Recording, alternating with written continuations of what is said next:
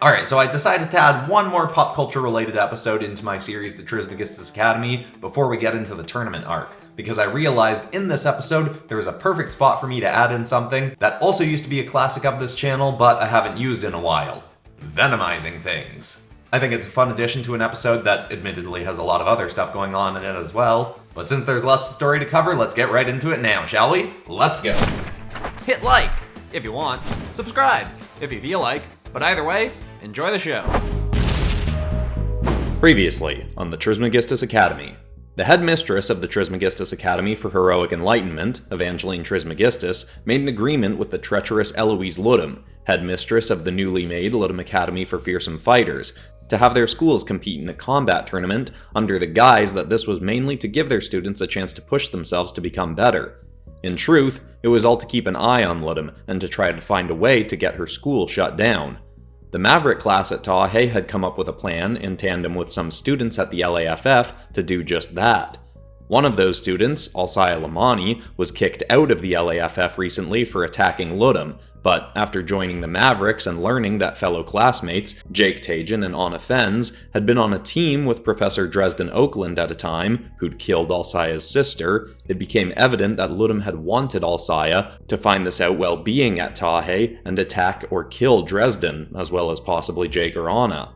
Upon seeing the degree to which Dresden has turned his life around and is trying to help others do the same, Alcaya made a tentative agreement to fight Ludum alongside Dresden when the plan was finally underway, to massively irritate Ludum and not give her the satisfaction of knowing she'd caused chaos in Alcaya's life. Their allies within the LAFF, Waru Umarek and Katas, aka Tale Fanimo, are also doing what they can inside the LAFF to prepare for the plan to go into action on the day of the combat tournament.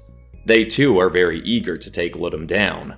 Let's see how everything has gone in the build-up to the beginning of that fateful event, and how Jake and Anna have been doing since they started dating, in the next chapter of the Trismegistus Academy.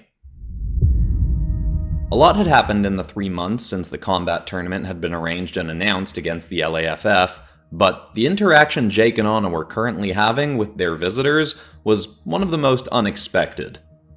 So, yeah, I know a simple apology isn't really gonna do anything to make up for me getting Dresden to lock you up in back cells, and, everything else I did, like making the physical forms for the Archons, but I am sorry. And I'm trying to do better now. Jake and Anna just stared at the former Demon Queen, Fear herself, who is now exclusively going by her original name, Arava. Dresden Oakland was on one side of her, and an archangel with wings and curved goat horns named Capri stood on her other side. Evangeline Trismegistus was standing right behind Jake and Anna, as was Counselor Hay, likely in anticipation of this event causing some big emotions in Jake and Anna. But it didn't really have that result. Jake looked at Anna, then back at Arava.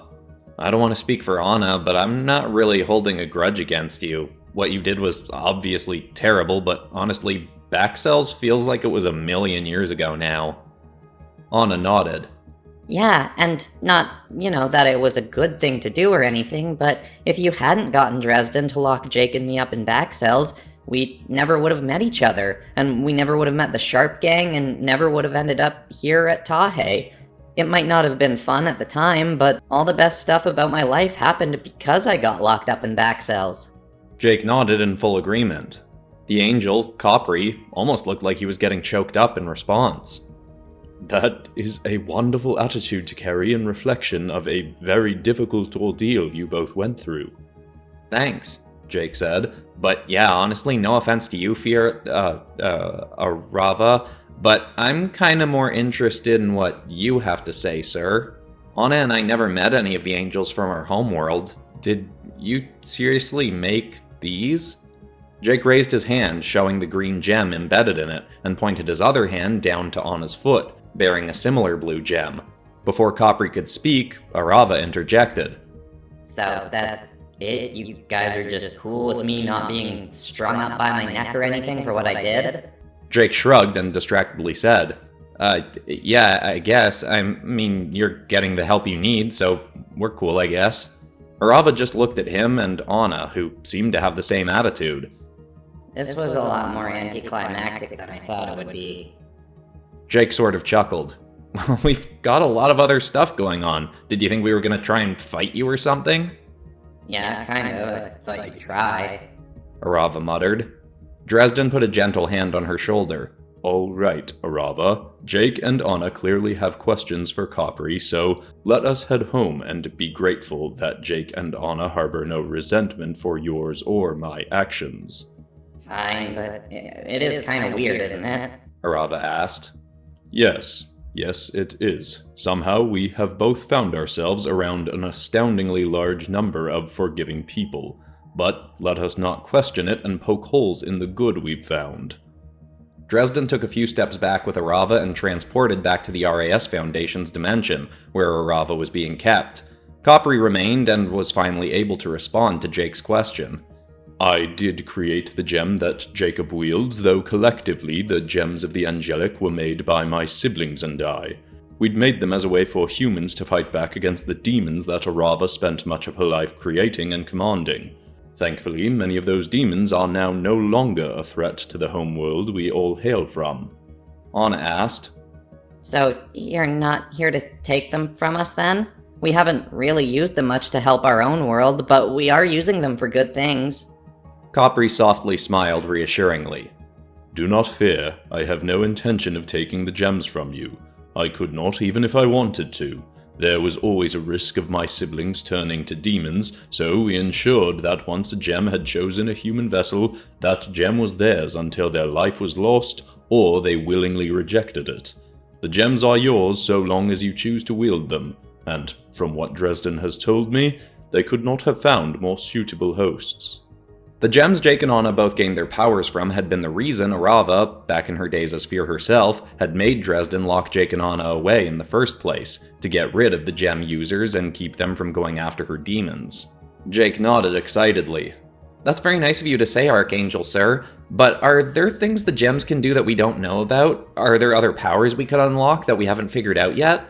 The gems were made to grow with their users. Getting them at a young age, as you have, means there is ample opportunity for them to become more powerful as you grow up with them and continue to push past your own limits and get stronger. I don't know of specific abilities that may be unlocked, but I would not be surprised if more abilities and methods for using the gems become clear as time goes by. That was exciting for both Jake and Anna to hear. More than that, they were glad to finally have confirmation that the creators of the gems weren't bothered by Jake and Anna taking the powerful artifacts out of their own dimension.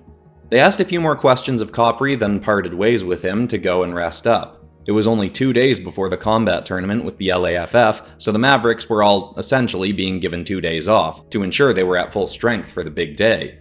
They still had a campfire that night, and sitting around it, they all reminisced about how the last few months had gone. Jake and Anna had both grown closer and closer ever since admitting their feelings for each other. They'd both been very nervous early on. Neither of them wanted to hurt their friendship by trying to turn it into something more, but encouraged by Counselor Hay, they just talked openly about everything they were feeling. When they both got to see that they were both feeling the same nerves, it just helped them grow closer faster. Their first kiss had been something. They'd both come out of it excited that it happened, but concerned about how it had gone. Neither of them had ever kissed anyone before.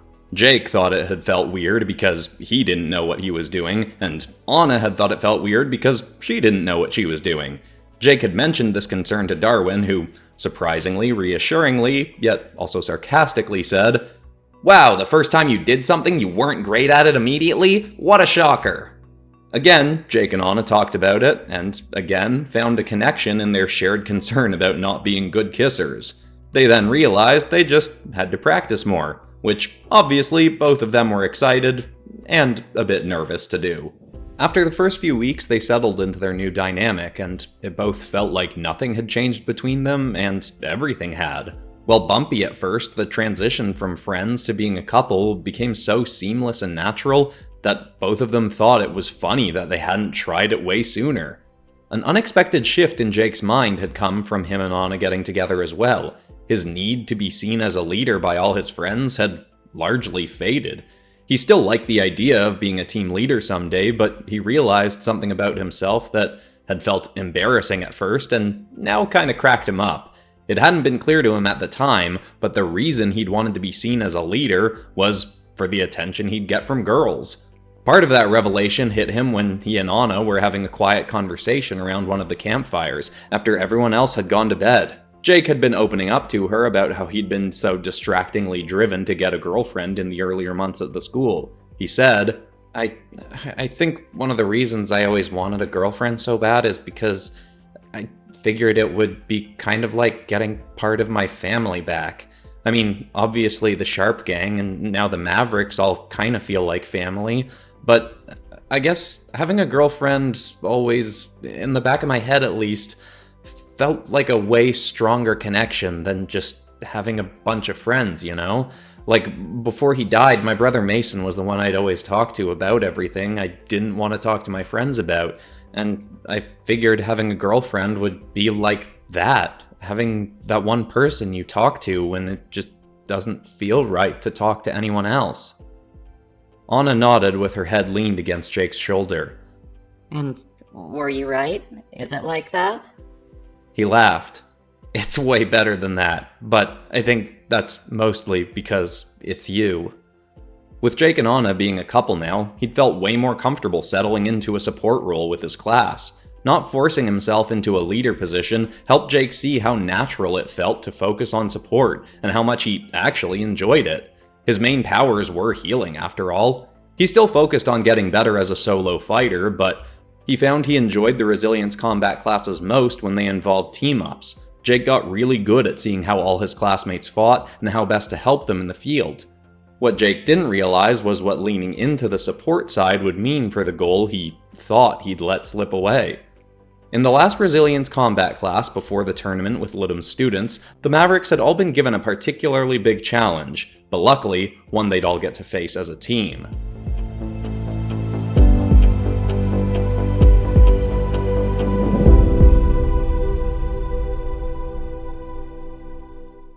They'd been transported with Headmistress Trismegistus to some mountains and canyons a fair ways away from the main school grounds.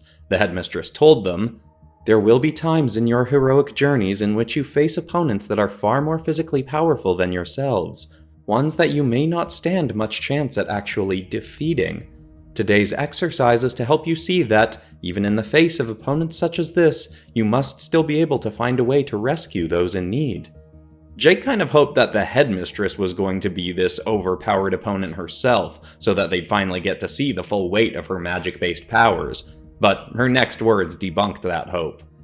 "I will be watching from above, and the part of hostage will be played by Gatli, who has been taken and held somewhere in these mountains.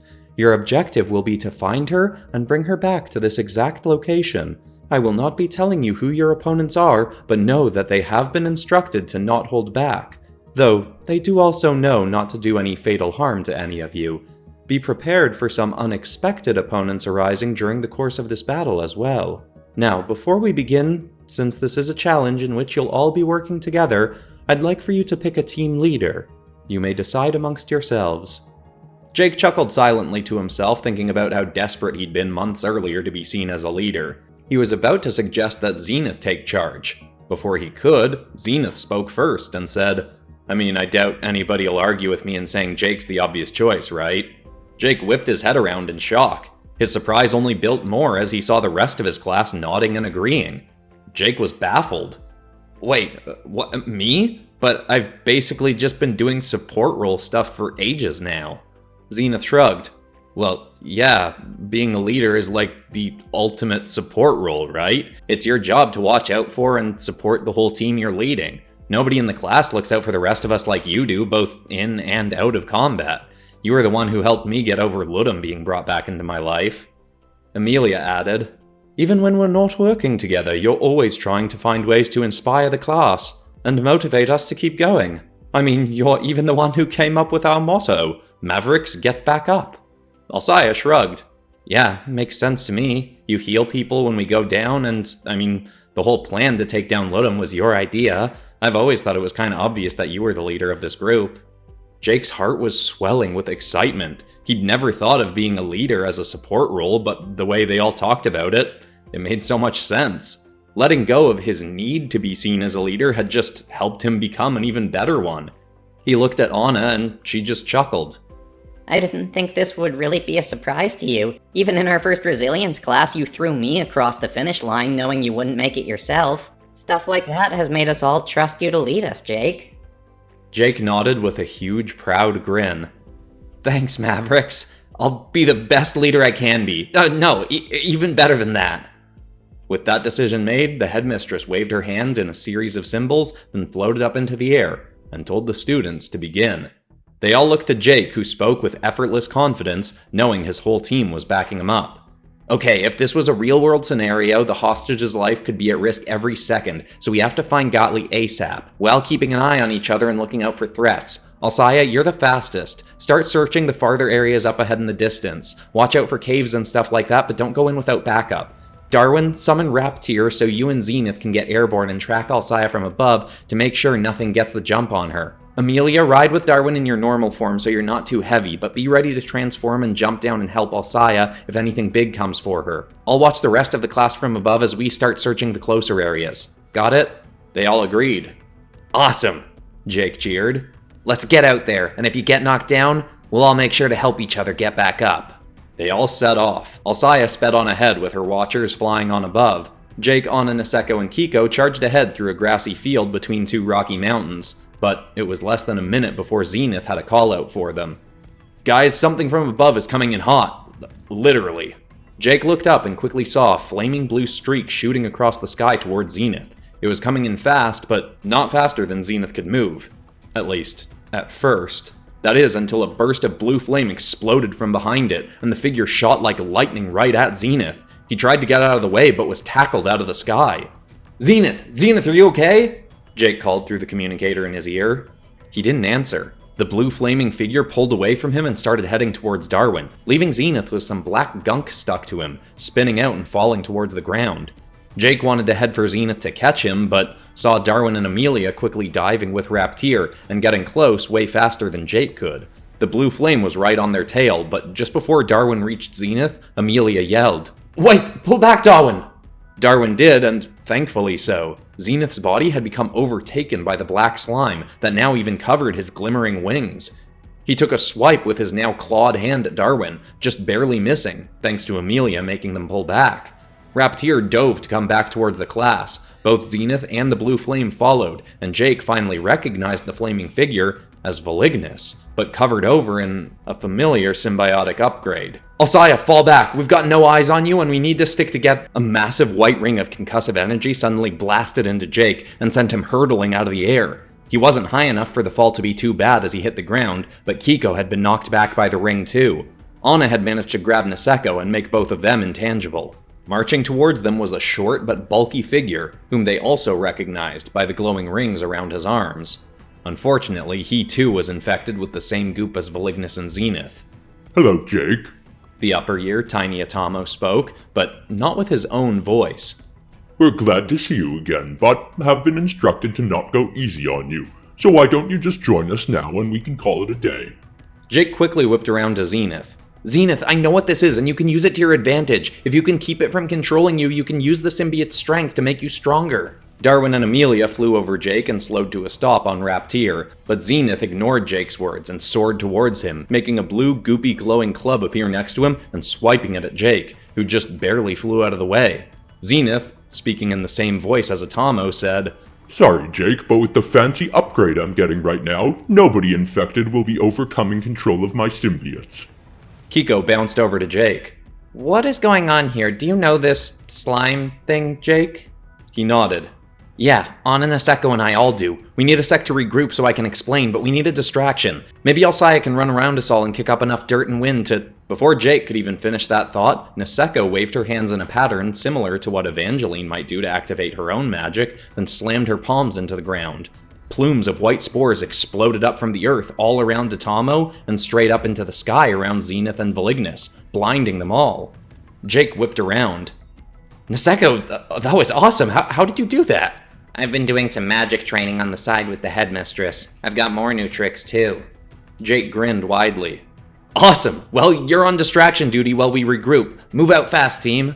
Amelia hopped off Raptir and converted her legs into her freak form to run, so that Niseko could be picked up by Darwin's Thalassodromius. Jake grabbed Anna and flew just off the ground. Kiko used her own agility to run. Alcaya circled back to them all as Niseko was shooting more streams of white spores from behind them all to keep blinding their foes until they'd gotten far enough around a mountain to hide in a small cavern Alcaya had found. They all turned off their communication devices they had in, knowing Zenith could listen through his to hear their conversation. Jake quietly told the class, "Okay, long story short, these things are being controlled by a being called Scythe. He's a symbiotic life form attached to one of our teammates, Skinner. His symbiote enhances all your abilities but also makes you angrier and more violent, and sometimes makes you under the control of the main symbiote, like a hive mind sort of thing.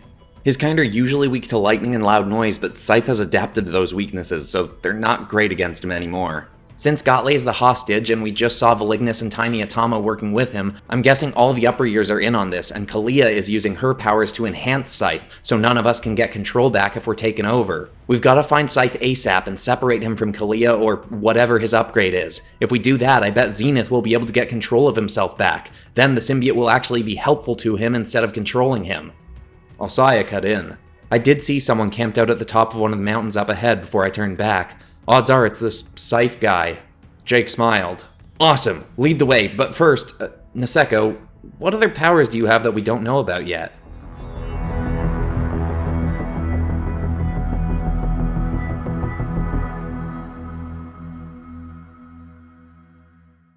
Well, would you look at this? In the reviews for the PopCross Demons coloring book, someone finally had the smarts to put up their coloring job of good old Psycho Paradelict.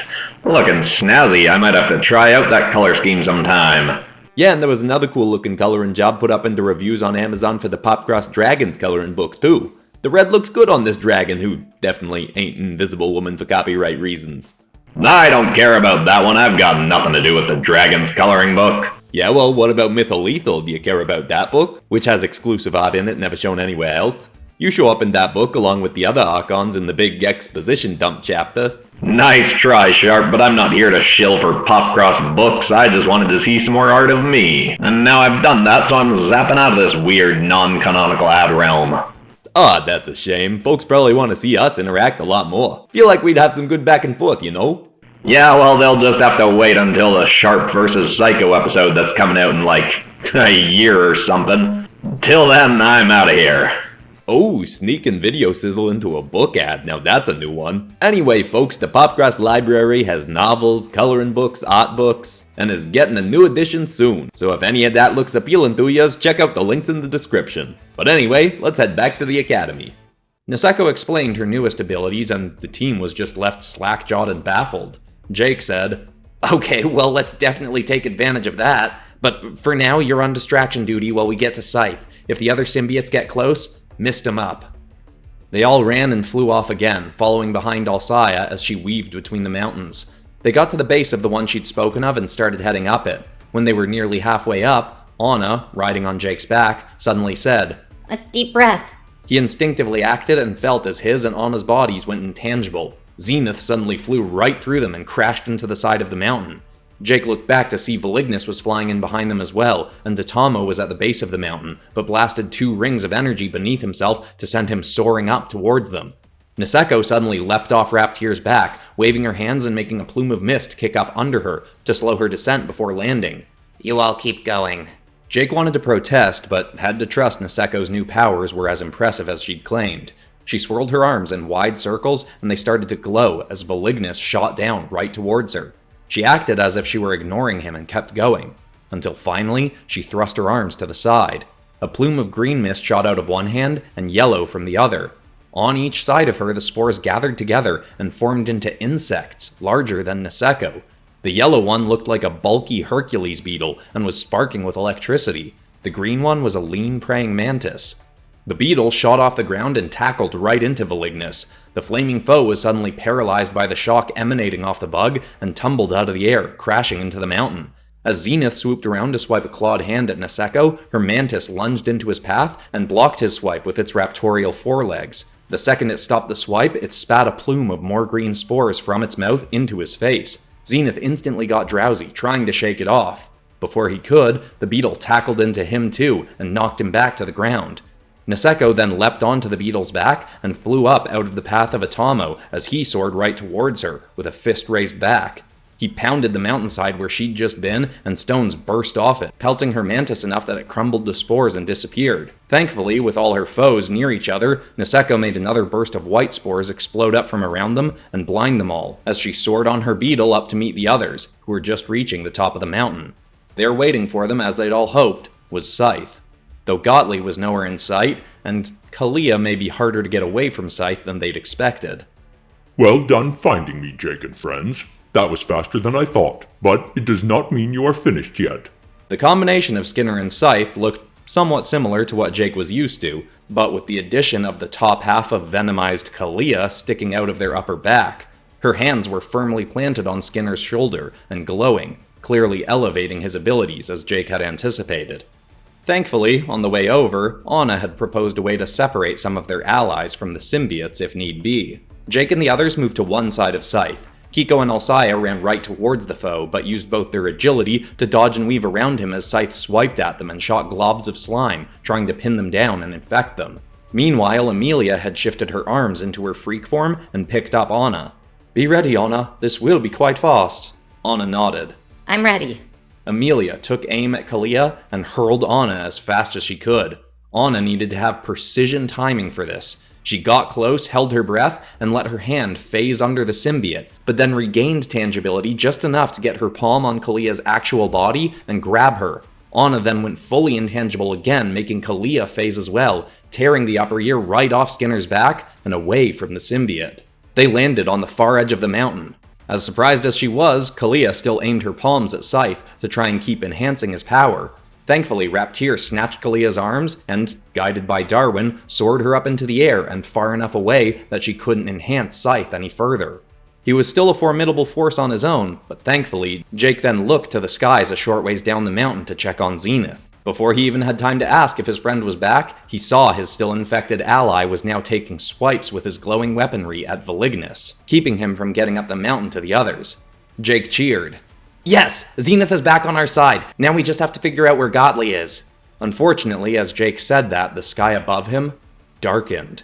He looked up and heard a frightening familiar call. Infected Hurricane Hammer!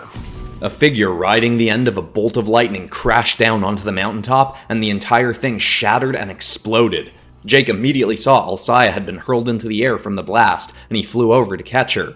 Kiko had been knocked back a fair ways too, but Niseko managed to catch her astride her spore beetle. The others all managed to find footing on their own, but they were all focused now on the figure in the clearing rubble before them.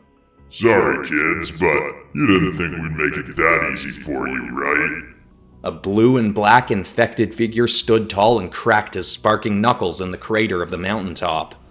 Ludum is sure to put up a fight. If you want any chance at taking her on, you've got to prove you can handle a real powerhouse. Heath Hurricane Reynolds, the tankiest member of the Sharp Gang, shrieked through his symbiote upgrade.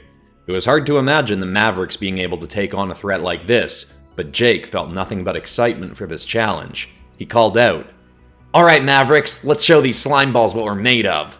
Jake flew up right next to Zenith and asked, "Since you have control now, can you infect me too?"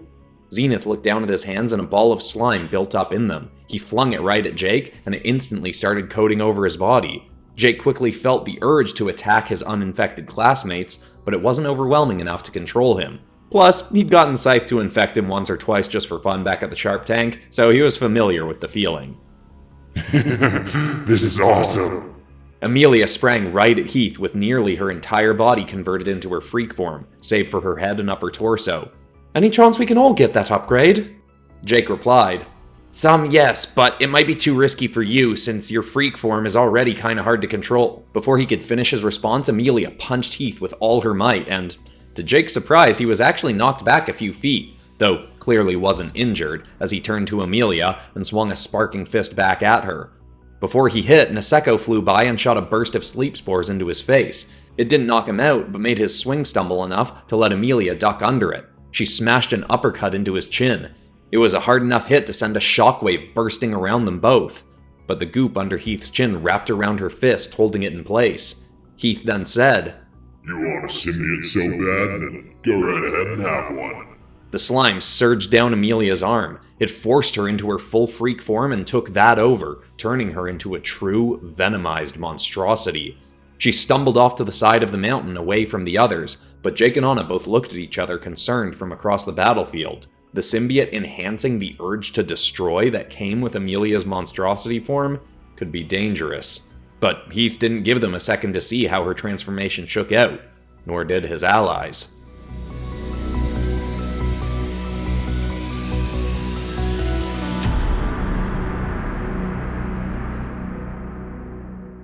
Scythe leapt out of nowhere and tackled Jake out of the sky. They rolled down the mountainside together. Sorry, oh, that looks like it hurt. Scythe said as he landed his massive body weight on top of Jake and pinned him to the ground. Unfortunately, I was told not to hold back, so... He swung back his head for a headbutt. Jake felt the enhancement of his symbiote, though, and tensed his chest. A glowing green tendril burst out and smacked Scythe in the face. He shook it off, but before he could try striking again, Anna leapt at Jake and snatched him from under Scythe, turning them both briefly intangible to get away. Jake smiled at her. Thanks, Anna. You, want some symbiote, or are you too traumatized by the last time? She smiled. I think I can handle it better this time. Jake infected her too, giving her a symbiotic form that she'd had once before. Together, they charged back in to attack Scythe. Anna latched a tendril from her onto Jake, so that any time Scythe took a swipe, Anna could make either of them intangible to dodge. It also meant Jake could heal her from a distance if she got hit. Meanwhile, on top of the mountain, Heath was pummeling anyone who got close, and was using tendrils of his own to grab and lure in his prey. He was pulling his punches enough to not do any serious harm, but everybody was getting pummeled more than they'd ever been in Resilience class before. Jake and Anna managed to bring their fight with Skinner higher up the mountain so that Jake was in range of the others to heal them with his tendrils, but Skinner, Heath, Volignus, and Atomo all caught on quickly and did everything they could to make sure Jake couldn't do much healing. Even with Anna making him intangible to avoid strikes and get closer to his teammates, their opponents were always prepared to get him away before he could do much. Volignus had tried to get Kalia away from Darwin so she could start upgrading Skinner again, but the whole class made it a priority to make sure that didn't happen. At the same time, no more of them decided to get infected, on the off chance Kalia did get back in the fight and let Skinner control the infected Mavericks. The class spent the whole battle feeling outmatched and on their heels, but none of them were willing to back down. They all fought as if this were life or death, knowing that the next battle they'd face after this one very well could be. Still, it was looking hopeless that they'd all stay conscious long enough to find the hostage, let alone rescue her. Thankfully, they were farther along in that venture than they all thought. Springing back onto the battlefield, carrying Gottlieb under her arm, was Monstrosity, still fully coated in her symbiote.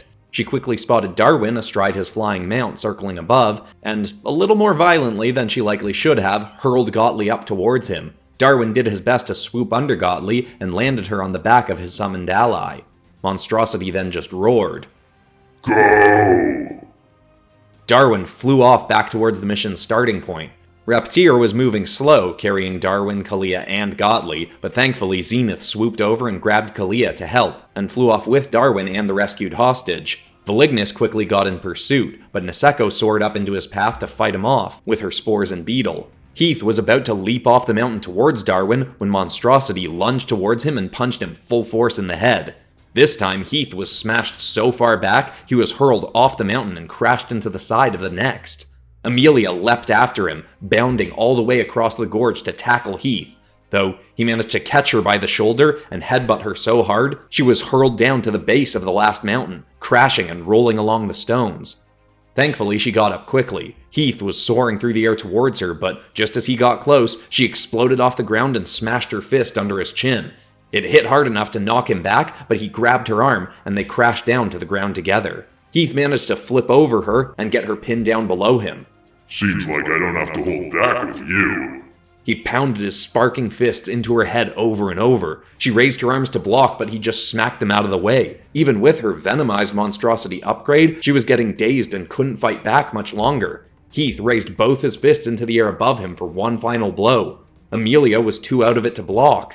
But then, two glowing green tendrils wrapped around her ankles. You've got this, Monstrosity! Jake yelled, sending a surge of symbiote-enhanced healing energy right into his ally. Her fluttering eyes shot open, and she felt like she'd just been given a shot of adrenaline. Heath slammed his fists down, but Amelia caught both of them, then threw them aside and punched Heath dead in the chest so hard the shockwave sent Jake flying backwards. When he recovered, floating in the air, he saw Heath spinning out, spiraling into the clouds above. Jake then yelled as loud as he could. Mavericks, we've got our target and the big guy is out of the way for now. Everyone, fall back. They all regrouped as they charged and flew back towards the start. Scythe and Atama were trying to stop the retreat, but Jake managed to heal some of the team with his tendrils as he flew, giving them all enough energy back to fight off the foes as they neared the goal. When they were almost there though, the skies above them darkened once more. Heath was soaring down with a twister of hail spinning around him.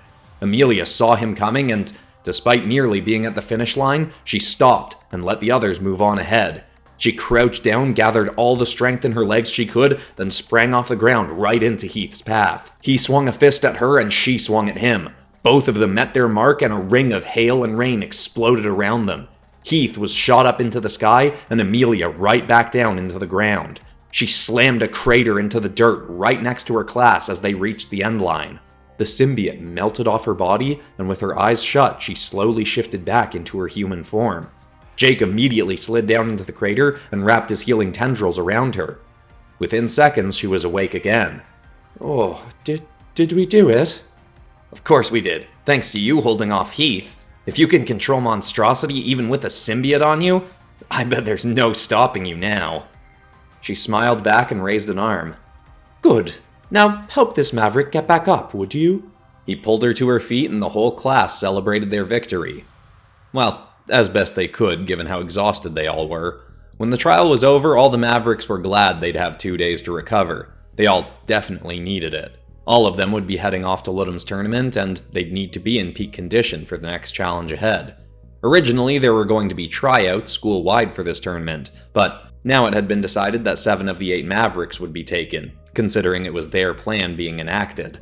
Unfortunately, one of them would not be able to compete, since with Alsaya in the class, there were 8 of them and only 7 tournament slots. Kiko offered to observe from the sidelines, along with Evangeline and the upper years who would be coming to watch. Unbeknownst to them, they'd all still have plenty to do when that day finally came. Ludum had said that there would be space for the entirety of TAHE to come and watch the competition, but Evangeline didn't trust Ludum enough to endanger her whole school by taking them to Ludum's dimension. Evangeline had tried to convince Ludum to have the tournament at TAHE, which would have made the plan much easier to execute, but there was no chance of that since the incident with Goggins. It seemed like Ludum had become much more paranoid about leaving her own dimension, which is why they could only make their move on her once her guard was down. Ludum was suspiciously accepting of more TAHE students not coming to watch the event, and said she'd be filming the entire ordeal, so that Evangeline could bring footage home and show the rest of her pathetic school how embarrassingly the TAHE students had lost.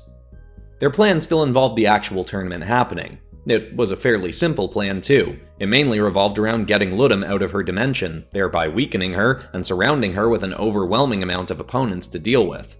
Katas had a device that essentially allowed her to bring a portable pocket dimension around with her, inside of which chimeras could be created to train against. Because it was portable, whatever dimension the device was in, it then became connected to. From talking to Waru and Katas over Jake's multiverse jumping wristwatch Alsaya had left at the LAFF, they gathered that Waru was probably the most powerful of all the students that were going to compete in the tournament. As much as they all wanted to do their best in the challenge, the ultimate goal was getting Ludum out of her dimension. So they decided to ensure that Waru was the one to win the tournament, and carry with him Katas's pocket dimension. Waru had seen that Ludum had constructed a massive victory podium and would likely make a huge show of bragging that one of her students had won the tournament. As she was doing that, congratulating Waru, he'd take the opportunity to grab her and pull her into the pocket dimension. Either Anna with her watch, Katas with Jake's watch, or Evangeline with her powers, whoever was closest, would then transport the device to a secluded part of dimension T905, Tehran Janivar's home dimension, which was now watched over by the one Archon demon that had turned on her siblings and was working with the Sharp Gang. There, the majority of the Sharp Gang would be waiting as Ludum was released from the Chimera capital with Waru. The Archon Toralei would have her realm locked, so Ludum couldn't transport out of it. The rest of the Mavericks and their upper years would then be brought in for what would hopefully be a very short fight to restrain Ludum. Outside her own dimension, it shouldn't take a whole army of heroes to beat her, but they were taking no chances. Ludum could have anything waiting up her sleeves to protect her. Sitting around that campfire a couple days before the fateful day of the plan, the Mavericks all knew they were in the calm before the storm. Even still, with the knowledge that they knew they had to expect the unexpected, they were all sure of one thing. After the day of the combat tournament, Eloise Ludum would never be a threat to the multiverse again, no matter what they had to do to achieve that.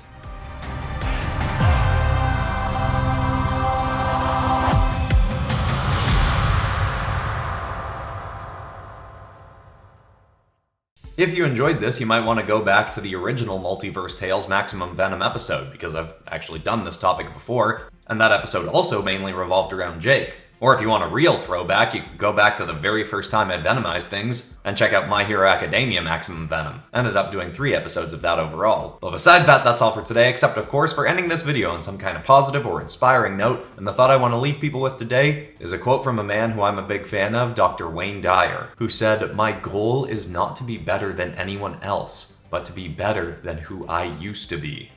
It's a fairly common concept as far as positive and inspiring messages goes, but I think it's always a nice reminder to focus more on your own improvement and not how you're doing compared to other people. So I hope that's inspiring or helpful. I love you all, and I'll see you all in the next episode on Monday for something with K-pop Demon Hunters, because I love the movie and lots of people have asked me to use it.